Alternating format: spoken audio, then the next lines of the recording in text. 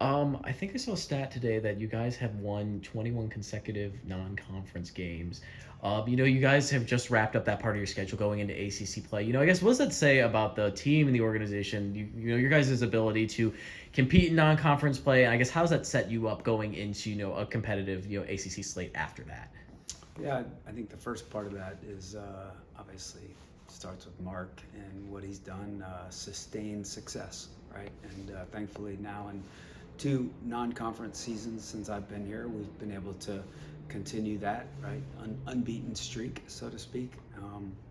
And then what it does is, obviously, it means you're winning games, which means you're helping your postseason resume, and then also hopefully helping build your team and your team's confidence heading into obviously very important ACC play.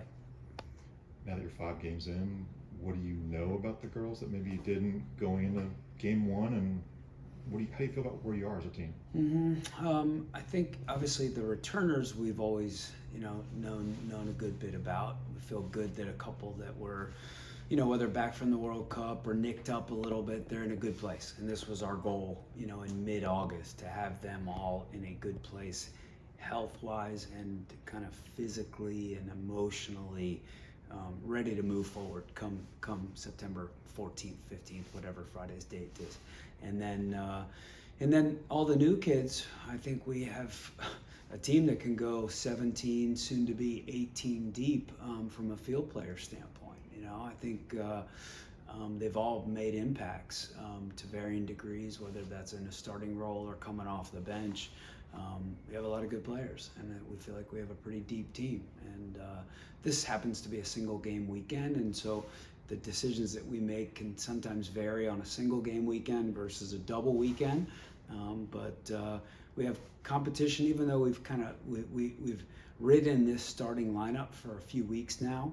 We still have competition for starting spots, and then we have good depth off the bench. Expectations from the preseason to now, going into ACC play and a big opponent in Clemson. Do you feel like you're where you want to be? General thoughts from the preseason, where you want to be going into conference play. Yeah, I think so. Another game or two would have been nice, because you're always, you play a game and then you come out of that with thoughts and things you want to improve upon and things you're feeling good about. And so we have things, right, that we want to be better at. But at the same time, we're playing ACC play, then we get into ACC tournament play, then we get into NCAA tournament. And so the end goal is always December. And so we've got to continuously, move forward and feel like we're moving forward. And I think our team feels that way. We had a great video session we came back on Monday, I believe, after the Florida game. And you have older players chiming in and talking about the next phase in the ACC play and some of the things where we need to improve as a team as we get into these ACC games. And it's one thing, it's great, they need to hear from coaches and they listen to coaches, but when it's peers to peers and older players who have been through it, talking to the younger players or new players about the areas that we need to get better and come ACC play, it's all a big deal, and that really resonates with everyone. The factors on the road of these 3 road games, really competitive ones as well. What's the key for you guys, to avoid fatigue and make sure that the travel doesn't play impact to what goes on the field? Yeah, I mean, our athletic trainer in Alora Sullivan and Elisa Angelis are who's an assistant AD and head of sports performance for our team. They're the best in the business, and they make sure that we, right, are making decisions in training and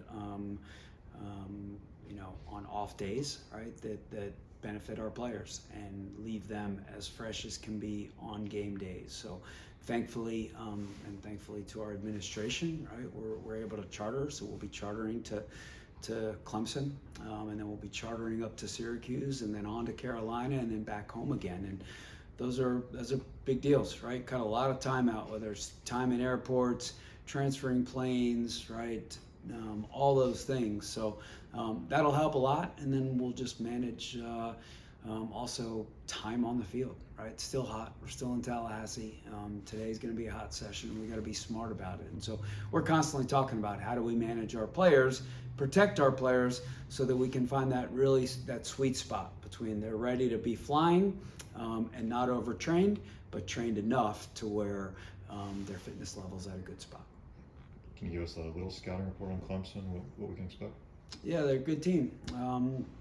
They have, I don't know the exact number breakdown in terms of fifth-year seniors, COVID seniors versus just true natural fourth-year seniors, but I believe they start 7 or so of those kinds of kids who seems like, even though I've just been here, we've been playing Clemson at Tennessee for a while, and feels like some of these kids have been at Clemson forever. Good players, and we all know that when you get a little older, potentially your level of desperation increases, and so I'm sure these players are all feeling pretty desperate, and they're probably feeling in a pretty good place, having had a really big win last Thursday against an Arkansas team that is really, really, really tough to beat. So they're good. One of those key players, Megan Bornkamp, who's been a stable All-American youth national team player for them, has played in the back for a long time. They now have her playing up top, seeing if she can be a goal scorer for them, and she's got a couple goals. And so they're going to be good.